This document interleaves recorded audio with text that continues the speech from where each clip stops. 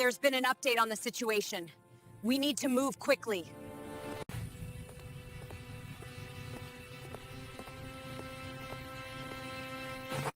Officers, I saw it happen right here. Can you describe the vehicle, ma'am? A dark SUV, it sped off that way. We'll check the area. Thank you. Please hurry.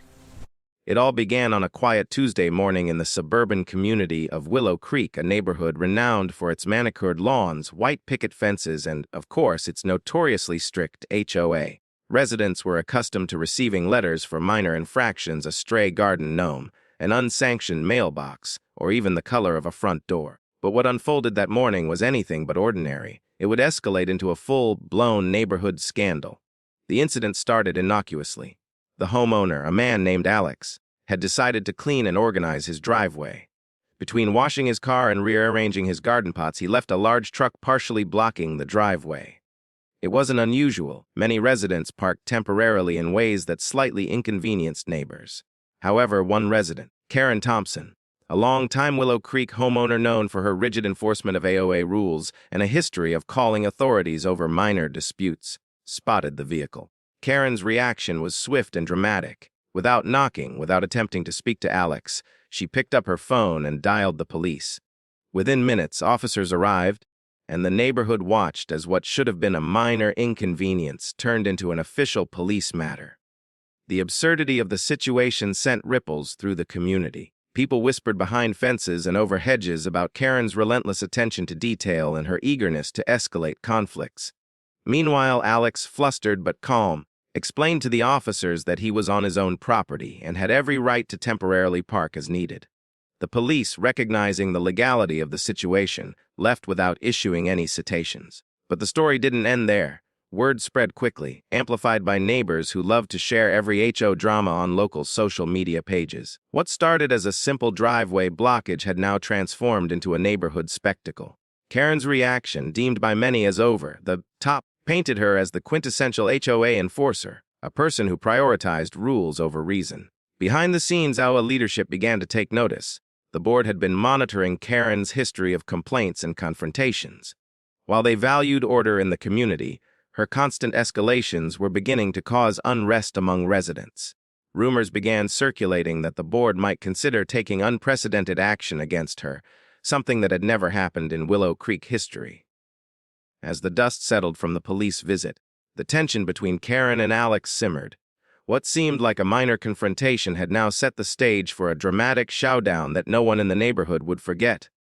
Little did anyone know, the events of the next 24 hours would escalate in ways that shocked even the most seasoned Willow Creek residents. The morning after the driveway incident, Willow Creek was buzzing. Social media feeds were flooded with screenshots of Karen's post detailing the outrageous blockage of her view and the lawlessness she claimed to witness. Neighbors, as always, had opinions. Some defended Alex, pointing out that he had every right to use his driveway. Others, predictably, sided with Karen, seeing her as the neighborhood guardian of rules. But what no one expected was how far Karen would go next. Karen, fueled by the adrenaline of calling the police the day before, took her campaign to the next level. She drafted a formal complaint to the HOA, complete with photographs, timestamps, and a meticulously written timeline of Alex's supposed offenses. She claimed that his actions were a threat to community safety and an egregious violation of neighborhood guidelines. While the complaint sounded serious, seasoned residents recognized it as classic Karen behavior, overblown and dramatized. The HOA board convened an emergency meeting that afternoon, mostly out of curiosity. They had received complaints from Karen before, but nothing that warranted serious action, or so they thought. As they reviewed the evidence, murmurs of disbelief filled the room. The pictures clearly showed Alex's truck barely obstructing the driveway, with no danger or rule breaking beyond minor inconvenience. Still, Karen's insistence and her reputation for persistence meant the board could not dismiss it outright. They decided to send a formal notice to Alex, warning him to void further disruption of community traffic flow. The notice was polite but firm, reflecting the HOA's commitment to fairness, or at least the appearance of it. Meanwhile, Karen escalated on her own. She began canvassing neighbors, knocking on doors, sharing her version of the story, and urging support for stricter enforcement. Her narrative painted Alex as reckless, arrogant, and dismissive of community norms. By the afternoon, neighborhood group chats were on fire. Longtime residents who had witnessed Karen's past antics rolled their eyes. Newer members, unaware of her reputation, took her seriously, further amplifying the tension. Alex, on the other hand, remained calm, documenting every interaction and keeping his focus on legality and fairness. Friends and neighbors advised him not to retaliate, warning that Karen thrived on confrontation. But even with his restraint, the situation was far from over. Karen's relentless push for justice had already set in motion a chain of events that would soon spiral out of the HOA's control. As evening fell over Willow Creek, the neighborhood held its breath. What started as a blocked driveway had now transformed into a full-scale power struggle. Everyone sensed that the coming day would be critical, one that would test the limits of HOA authority, community patience, and Karen's appetite for drama. By the following morning, Willow Creek's HOA board had fully realized the scale of the situation. Karen's complaint was not just another minor grumble. It had sparked a ripple effect through the neighborhood. Emails were flying, calls were being made, and board members found themselves caught between upholding community rules and managing a resident whose behavior was increasingly disruptive. In their conference room, the board debated Karen's actions. They reviewed past complaints she had filed over trivial matters: a slightly leaning fence, a mailbox painted the wrong shade, a lawn gnome placed 2 inches too close to the sidewalk. Each case, while technically within the rules, had been escalated unnecessarily, draining HOA resources and frustrating neighbors. Now, with the police incident, her pattern was unmistakable. Karen wasn't simply enforcing rules. She was weaponizing them, creating chaos over perceived slights. The board began to quietly investigate. They pulled HOA violation records, cross-referenced police reports, and even canvassed residents for testimonies about Karen's history. It became clear that her recent behavior represented a tipping point. The board realized that ignoring her could set a dangerous precedent. Other residents might feel empowered to escalate every minor inconvenience into a full-blown emergency. At the same time, Alex went about his day carefully documenting everything. He maintained a calm demeanor, aware that any misstep could be twisted against him. Neighbors stopped by to check in, many expressing sympathy and disbelief over Karen's aggressive approach. "She's overstepped," one resident murmured. "This isn't about rules anymore. It's personal now." Meanwhile, Karen intensified her campaign. She drafted another letter, demanding immediate action and threatening legal involvement if the HOA did not hold Alex accountable. Her tone was uncompromising, and she sent copies to every board member, along with several neighbors she had convinced were on her side. For the board, this was both a logistical headache and a reputational risk. They couldn't appear weak. Yet they couldn't ignore that Karen's conduct was destabilizing the community. After hours of deliberation, the board reached a unanimous decision. They would convene a formal hearing, not for Alex, but for Karen. They planned to address her repeated violations of HOA protocols, her harassment of neighbors, and her documented pattern of unnecessary escalation. It was an unprecedented move in Willow Creek's history. No resident had ever faced disciplinary action solely for overzealous behavior. By late afternoon, the notice had been drafted. Karen, oblivious to the looming repercussions, continued rallying support, certain her efforts would result in Alex's censure. But the HOA had shifted strategy. The power dynamics were about to change dramatically, and Karen's sense of control over the neighborhood was about to be challenged in ways she could not anticipate. Karen woke the next morning with a sense of triumph, convinced that her relentless pursuit of Alex would soon be rewarded. Her emails had been sent, her neighbors rallied, and in her mind, justice was inevitable. What she didn't anticipate was the envelope waiting on her doorstep from the HOA. A formal notice summoning her to a disciplinary hearing. The letter, crisp and official, outlined a series of repeated violations: harassment of neighbors, excessive escalation of minor disputes, and misuse of HOA complaint procedures. The tone was firm but procedural, a stark contrast to the dramatic flair Karen was accustomed to. For the first time, she was being treated not as the enforcer of neighborhood rules, but as the problem itself. Word of the notice spread quickly. Some residents celebrated quietly, relieved that someone was finally holding Karen accountable. Others were stunned. Karen's reputation for being untouchable had been a fixture in Willow Creek. She had built her image on the idea that HOA rules were hers to enforce. The board's decision challenged that perception, signaling a shift in authority that few had seen coming. Karen, undeterred by the formal language of the notice, began drafting rebuttals, gathering evidence, and contacting anyone she believed could sway the board in her favor. But the HOA had anticipated her tactics. They had prepared thorough documentation, including records of prior complaints she had filed over minor infractions, testimony from neighbors who had experienced her confrontational style, and even references to police interactions where her escalation had been unnecessary. The board's case was airtight, reflecting months of careful observation and record-keeping. Meanwhile, Alex maintained a low profile, observing the fallout from a distance. His driveway incident had become a catalyst, drawing attention to Karen's overreach without him having to do anything aggressive.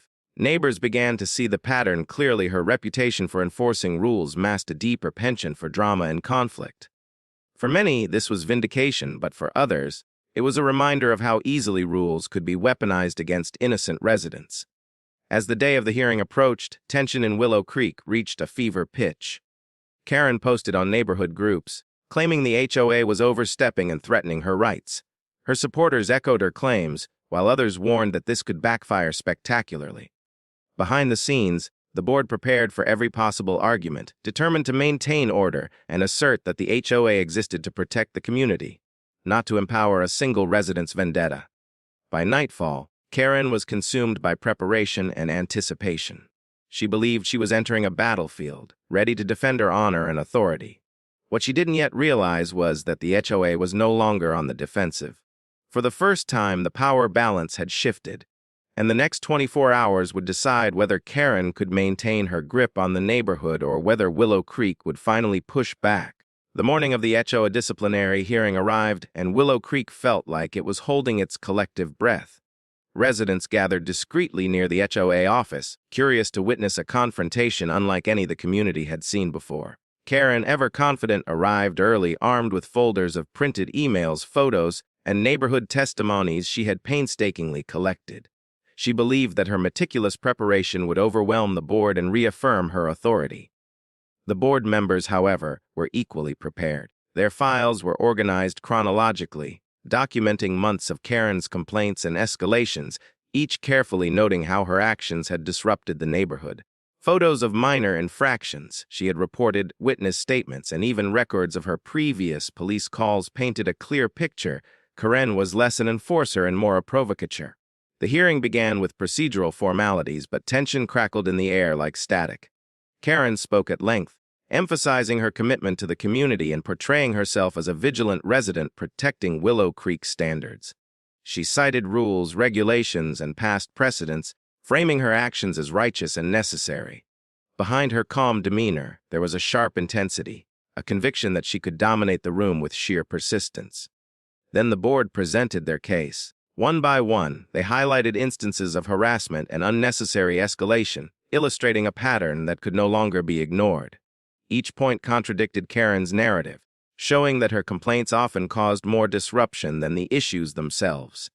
Neighbors' statements corroborated this perspective, revealing the strain Karen's actions had placed on the community. Even the minor driveway incident with Alex was reframed, not as a lawless act by Alex, but as the catalyst exposing Karen's habit of overreaction. As the hearing progressed, the energy in the room shifted. Karen's confident posture began to waver. She realized that the board wasn't simply listening. They were holding her accountable. The narrative she had controlled for years was slipping from her grasp. For the first time, she experienced what many Willow Creek residents had quietly endured, being confronted by the rules she had weaponized. When the board announced their decision, it was decisive.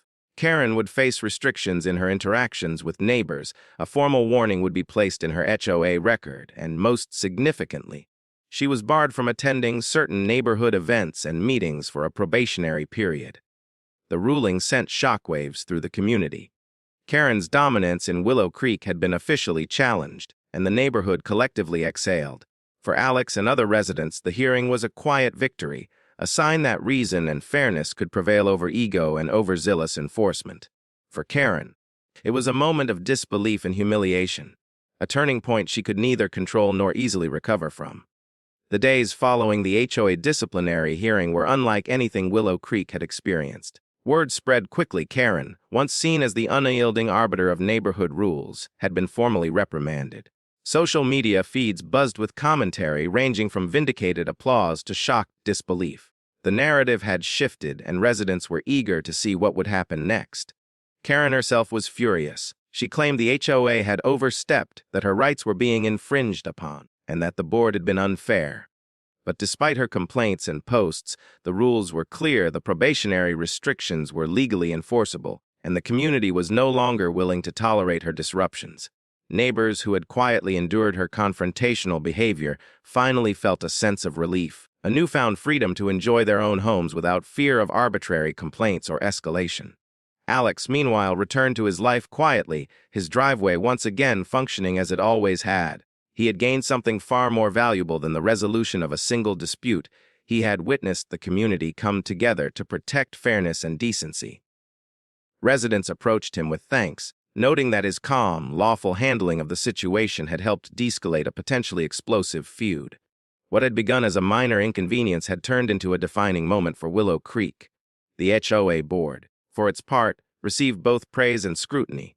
Their decision to take action against Karen was unprecedented, but it set a clear precedent. Rules existed to serve the community, not the whims of one resident. Moving forward, the board vowed to implement clearer guidelines and communication channels, aiming to prevent any single personality from dominating neighborhood affairs again.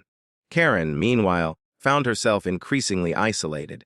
Her attempts to rally support fell flat. Many neighbors no longer trusted her judgment, and her influence waned. The probationary restrictions limited her access to meetings and events, and she was now required to communicate complaints through formal, monitored channels. The very community she had long sought to control had effectively turned the tables. By the end of the week, Willow Creek had returned to a semblance of normalcy. Lawns were mowed, driveways cleared, and neighbors went about their routines without the constant tension that had gripped the neighborhood for weeks. The story of Karen and the blocked driveway became a cautionary tale, one that residents would reference for years to come, a reminder that fairness, patience, and a level head could overcome even the most relentless drama. In the end, Willow Creek had not only restored order, it had reclaimed the sense of community that Karen had threatened to unravel. And as the sun set over quiet streets and polished sidewalks, residents finally felt what they had been waiting for: peace.